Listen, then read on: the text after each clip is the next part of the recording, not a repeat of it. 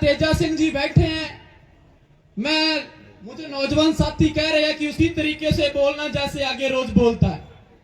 ताया तेजा सिंह जी, जब हम 2019 के अंदर चीफ इंजीनियर बीजानगर को अंदर गेट बंद करके बैठे थे, हमने एक बात कही थी कि राजस्थान के अंदर सरकार चाहे किसी पार्टी की रहे, चाहे भारतीय जनता पार्टी की रहे, ये लोग आपको पानी नहीं देंगे। सन 2000 के अंदर कैबिनेट मंत्रिमंडल का फैसला आया था जब इस इलाके का पानी निकला था, और कुछ हमारे संघर्षशील नेताओं ने आके इस इलाके के अंदर कहा कि अनूपगढ़ शाखा और इंदिरा गांधी नहर के प्रथम चरण के किसानों, तुम जाग जाओ, तुम्हारा पानी आगे जा रहा है। इस इलाके के किसानों की एक बहुत बड़ी गलती, उन्होंने कहा नहीं एड्डी बड़ी नहर है, किथे ले जाएंगे। फिर क्या हुआ, 2004 से आंदोलन की शुरुआत हुई, भारतीय जनता पार्टी का राज था, पानी कांग्रेस ने काटा। उस समय कांग्रेस के पुराना नेता हुआ करते थे। सन 2000 के अंदर कैबिनेट मंत्रिमंडल का फैसला आया था। 10 अक्टूबर को विधानसभा के अंदर हमारी बहन विधायक जी बैठी है, ये तो बहुत संघर्षशील है, वो पुराने नेता थे जो हमारे इलाके का बेड़ा कर करके गए हैं, इस इलाके का बेड़ा कर करके गए हैं। लोग कहते हैं कि बात नहीं करनी चाहिए, बात क्यों नहीं करनी चाहिए? उन्होंने इस इलाके के प्रथम चरण का वाटर अलाउंस 5.23 घर के 3.00 किया था, और तब की सरकार ने यह भी कहा था कि रेगुलेशन चीफ इंजीनियर को कि तुम 5.23 को हटा करके 3.00 के हिसाब से रेगुलेशन जारी करो। उस समय के रेगुलेशन चीफ ने पता राजस्थान की सरकार के कैबिनेट को क्या कहा था? उन्होंने कहा था कि ये जो नहर है, जो खाले है, वो के इनका डिजाइन 5.23 के हिसाब से बना हुआ है, इस डिजाइन को बदलना पड़ेगा, ये असंभव है। उन्होंने कहा अगर ये नहीं हो सकता तो काल घोषित कर दो इस इलाके के अंदर। उस समय हमारे इलाके के अंदर काल घोषित कर दिया, गेहूं हमें किसानों को दी गई कि आपके इलाके में काल पड़ गया, पानी था, हमारे साथ चालाकी हो रही थी। सन 2000 आया, वसुंधरा की सरकार आई, इलाके के अंदर संघर्ष समिति बनी, के अंदर जाकर के कहा कि आप पानी तो डैम के अंदर है, हमसे चालाकी हो रही है, पानी लेंगे। संघर्ष समिति का निर्माण हुआ। राजस्थान की सरकार इसी पंडाल के अंदर छोटी सी दीवार हुआ करती थी। मैं 10वीं क्लास का स्टूडेंट था, मैं भी इस आंदोलन के अंदर शामिल होता था। तब आंदोलन की शुरुआत हुई, भारतीय जनता पार्टी के नेता भी कुछ हमारे बीच में आने लगे और कांग्रेस के सारे साथी संघर्ष के अंदर शामिल थे। पूरे इलाके के अंदर भीड़ जुटनी शुरू हुई, तो राजस्थान की वसुंधरा सरकार जो अड़ियल सरकार थी, उसने गौड़ी और लाठी के डंडे पे सरकार ने किसानों को दबाना चाहा, तो करसाला के किसानों ने सरकार के घुटने लगा दिए और पानी लिया। आपको याद है 2005 के अंदर 1270 फुट लेवल लेकर के 7 बारियां ली गई थी। अगर ये राजस्थान की सरकार, पर्ची वाली सरकार अगर ये कहे कि हम अड़ियल रवैया से इलाके के किसान को बर्बाद करेंगे, पानी नहीं देंगे, तो याद करने में प्रशासन को कहना चाहता हूं, वो दिन भी हमें याद और दोबारा याद करवा देंगे। हमारे बच्चों की तरह पाली हुई फसल को कोई उजाड़े तो यह है संभव है।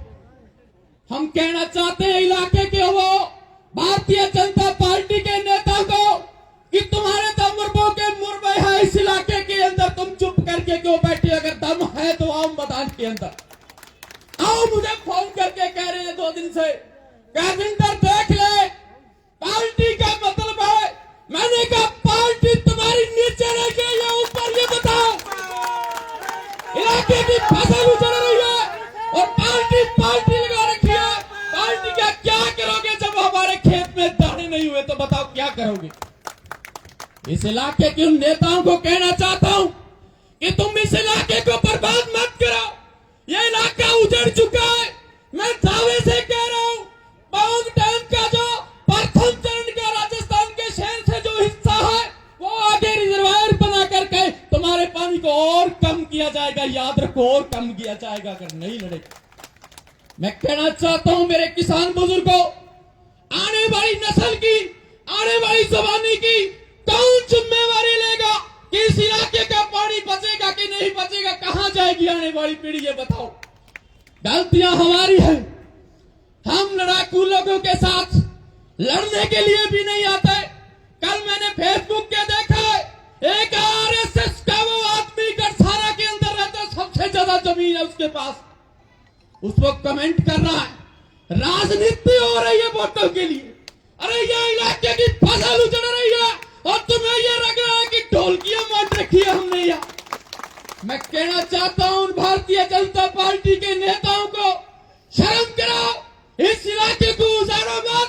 अगर तुम्हारे में इतनी हिम्मत होती, चाहे वो कोई भी नेता हो, सांसद बनने वाला हो या एमएलए बनने वाला हो, तुम्हारे हाथ में जिला दो राहानी हमारा पानी कैसे दिला दोगे? तुम्हारी कोई सुनने वाला होता तो हमारी पिछली सरकार का बनाया हुआ जिला नहीं जाता। इलाके को उजाड़ के छोड़ दिया, छोटी सी नगर पालिका बना के नाच रहे, वो भी डी क्लास की जिसको बजट ही नहीं मिल रहा। ऐसा इलाके के अंदर बंदा बजा के राजस्थान की सरकार कर रही है। मेरी बड़ी बहन शिमला जी बैठी है। थोड़े दिन पहले हमने टोल टैक्स के उस कंपनी को रैक के साथी सत्यप्रकाश जी, राजू जी जाट हमारे साथ थे, टोल टैक्स को रोका। बहन जी विधानसभा के अंदर थी।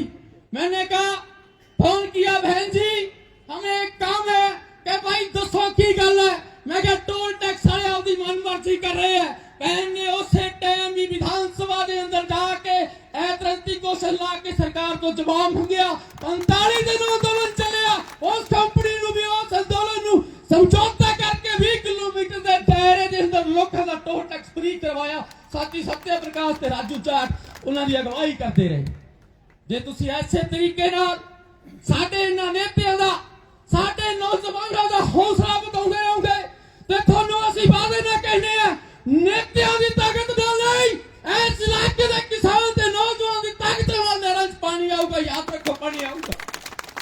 राजस्थान की सरकार ते स्थानीय प्रशासन ने गौर कर ले कि 2-3 घंटे हो गया, सानू कल तो बाद 2-3 वारी वार्ता करके उलझाया। जे तुसी कल चीफ इंजीनियर नु बुला लेंदे ते फैसला कल ही हो जाना सी। अज दे ओ चीफ इंजीनियर करसाने आके बिना पानी तो वापस जान लगन की कोशिश करे तो सुन ले, सरकार करसाने दी किसी भी सड़क तो वापस नहीं जाऊगा। मैं ज्यादा ना बोलदा होया इलाके दे किसानां नूं एक विश्वास दिलाउणा, जान तो एक दिन जानी है। जे कुर्बानी देने की जरूरत पई तो सब तो अगे थानू मिलांगे। इनकलाब जिंदाबाद साथियों, इनकलाब जिंदाबाद साथियों। बहुत बहुत धन्यवाद संधू साहब। आपकी संख्या बल और संधू